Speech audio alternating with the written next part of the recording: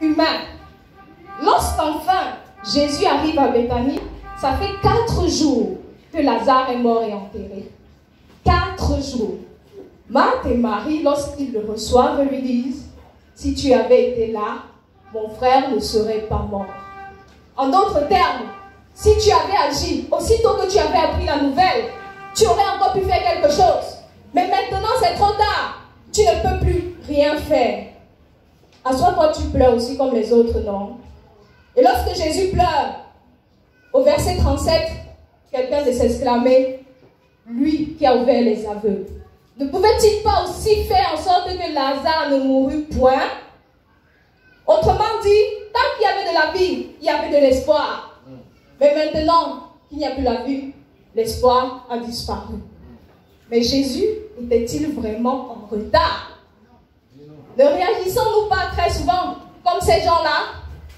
Nous nous attendons au miracle, mais nous avons déjà un schéma dans la tête. On a tendance à restreindre l'action de Dieu à nos 5 sens.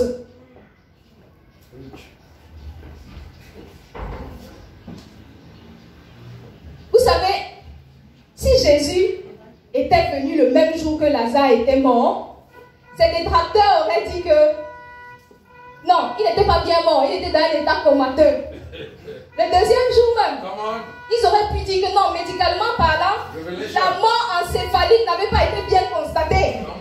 Sauf que le 3e jour, c'est la décomposition. Tout le monde le voit. Le 4e jour, c'est la putréfaction. Tout le monde peut sentir, ça dégage. Quel est cet aspect de ta vie qui dégage? Où on te rejette? Je suis venu t'annoncer ce soir que c'est récupérable. Pour que toi, tiens ta vie. Alléluia, c'est récupérable. Une fois les faits établis, nous passons à la deuxième partie pour manifester puissamment sa gloire. Alléluia. Marthe et Marie connaissaient Jésus comme un faiseur de miracles. Elles croyaient même au miracle au dernier jour, à la résurrection des morts.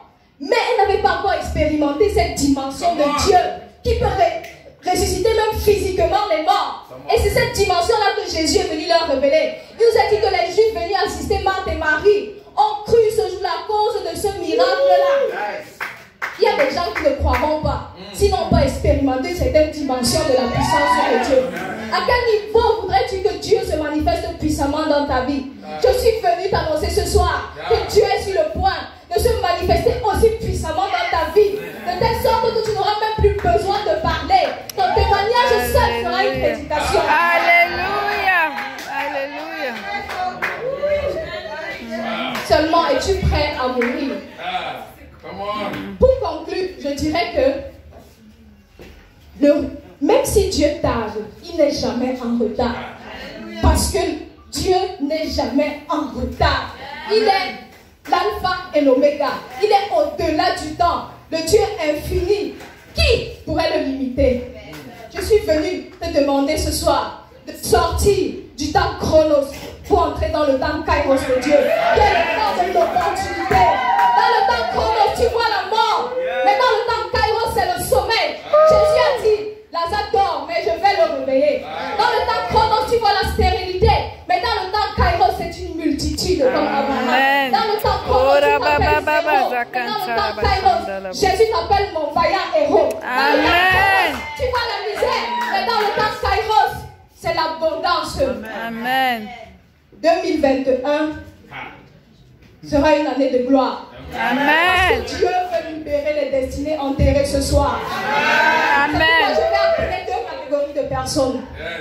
Tu es ici et tu veux expérimenter la résurrection dans tes finances, dans ton mariage, dans ta santé. Je vais t'inviter à te lever. Tu es ici.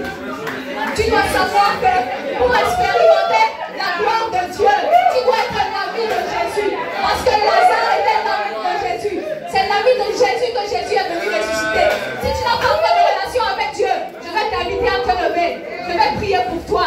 Éternel notre Dieu, notre roi, comme tu as parlé au travers de ton serviteur Ézéchiel, parle à ces eaux et ils auront la chair. Je parle maintenant aux employeurs de localiser les gens ici présents. Je parle maintenant aux conjoints de localiser les célibataires ici présents, à celles qui n'ont pas d'enfants. Je parle afin que leurs enfants reprennent sur pas finances. J'entends c'est la résurrection dans les finances, la résurrection dans la santé, au nom puissant de Jésus.